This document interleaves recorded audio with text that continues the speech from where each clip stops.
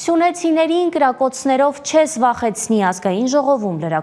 լրագրողների հետ զրույցում հայտարարել է Սյունիքի մարզպետ Ռոբերտ Ղուկասյանը, պատասխանելով այն հարցին, թե արդյոք Ադրբեջանի գիշերային կրակոցներն ազդում են տարածաշրջանի բնակիչների տիրող տրամադրությունների վրա։ Մարզպետը հաստատել է, որ թշնամին շարունակում է կրակել գիշերը։ Տներին վնաս հասցնելու նոր դեպքեր չկան, նշել է մարզպետը։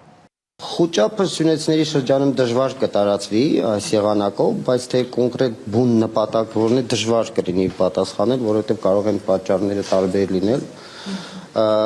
Այն, որ